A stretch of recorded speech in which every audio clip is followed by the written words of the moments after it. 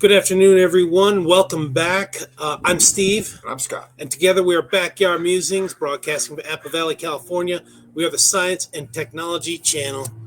Submarines are becoming a valuable tool for studying how humans adapt to extreme environments from the deep ocean to outer space. A diverse team has spent 60 days underwater to explore how such conditions impact human health and crew dynamics, offering valuable insights for future space explorations and addressing wider health challenges like depression and sleep disorders. I've talked to submariners from the Navy, and it takes a breed to be, it's not for everybody being on a submarine. A real good friend of mine that I went to high school with, really good, good guy. He became a submariner for the Navy. Yeah. Yeah. And I mean, we met one other time after he joined the Navy and was on sub, but we never really talked about much about how he liked it. But obviously, you got to like it, right? It's a life. It's like riding a roller coaster. Some people like it, some people don't. But One time it's a special breed. I was talking to a veteran at the VVC, the community college, and he said he's a submariner. And I asked him, what's the longest he's been at sea underwater for? He said 167 days. I was like, what? Wow. He said, yeah, we were that's almost 6 months out of food. We were down to the peanut butter, for protein, and they were running out of peanut butter, so they were down to bread and water. And because of mission requirements, they couldn't come up, they couldn't surface, they couldn't port. So this was like a test. I don't know if it was a test. He's a grunt. He wasn't an officer on the sub. You'd think that they would plan for those provisions, but I'm thinking the mission orders changed, so they had to stay under. Yeah, wow. Yeah. Wow. And so when they made it into port, the captain of the boat, he bought beers for everyone, 2 beers for each sailor.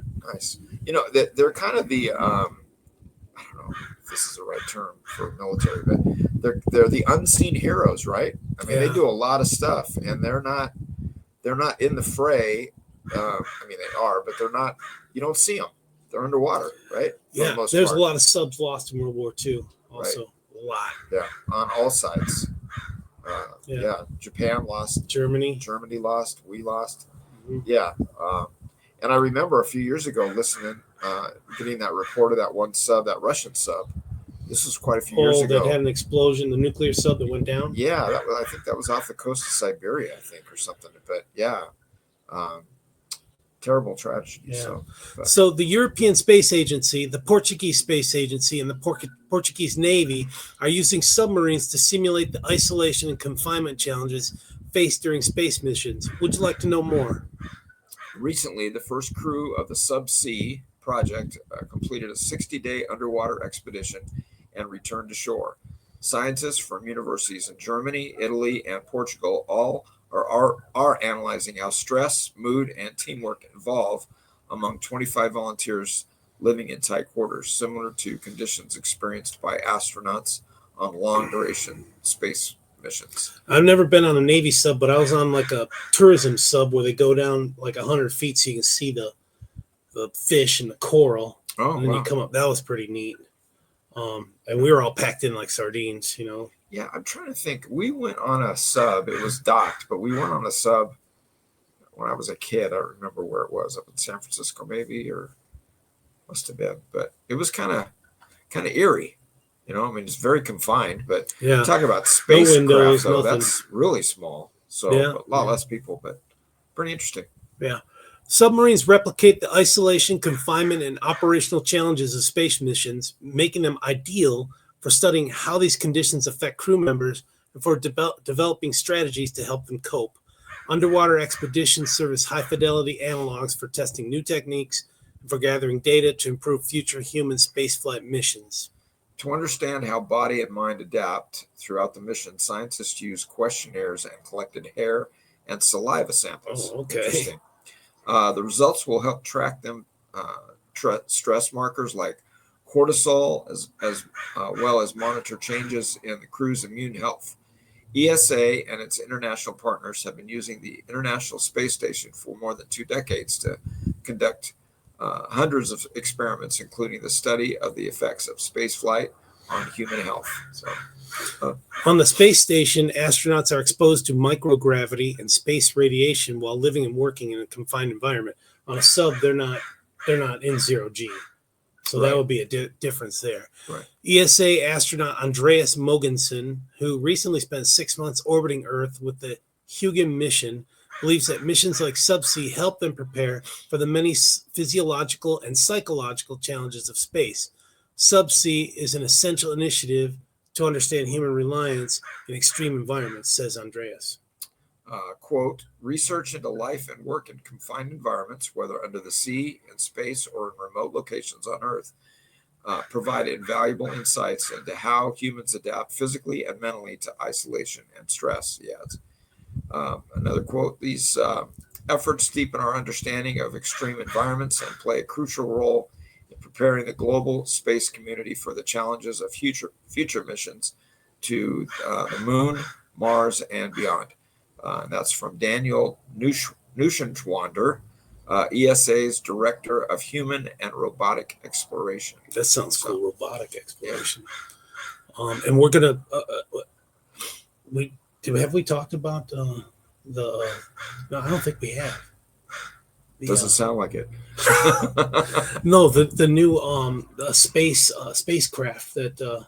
Oh yeah, no, the X-37. No, I thought we were going to talk about that. Actually, no, that's all right. Maybe those notes. Maybe I passed up those notes. Yeah, that was the one, and then we were going to talk about. Okay, we'll get that.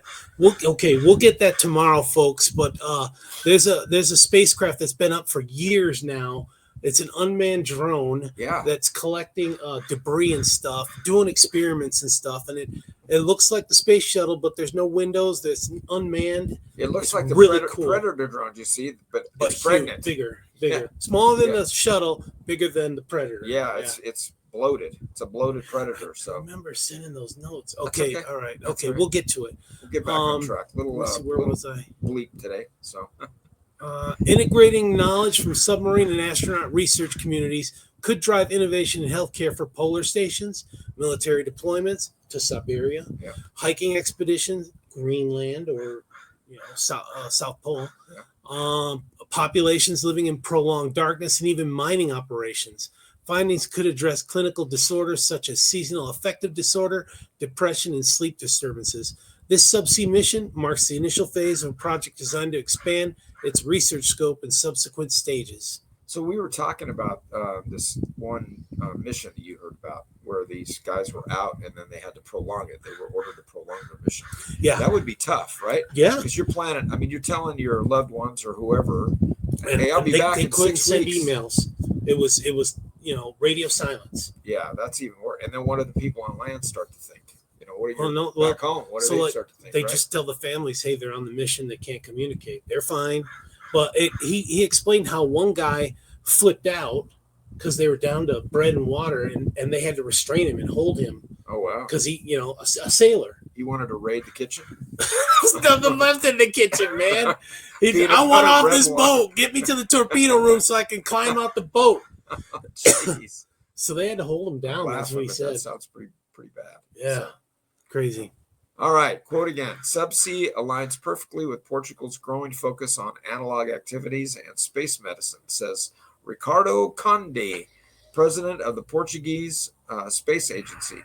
I never knew Portugal had a space agency. I didn't either. And it's just funny that, again, you don't put space and ocean exploration together, but it's interesting. So Portugal has several terrestrial analog sites, such as the Capelinos volcano and Barrio da Faneca in the Azores and the Selvagens Islands of Madeira. My grandkids are studying Portuguese. They'd be killing me probably right now if I was pronouncing these words wrong. These locations resemble conditions found on celestial bodies like the moon and Mars. By leveraging its unique terrestrial and marine resources, Portugal is positioning itself as an essential hub for research, innovation, and training to support future space missions. So yeah, totally fascinating. Yeah, interesting stuff. Yeah, if we got anybody out there, Navy veterans that are submariners, please make some comments. Give us the longest time you've been out to sea and the challenges. Yeah, I'd love to hear that. Love to hear about that. So, all right, thanks a lot, folks. We'll see you in the morning. Take care, everyone.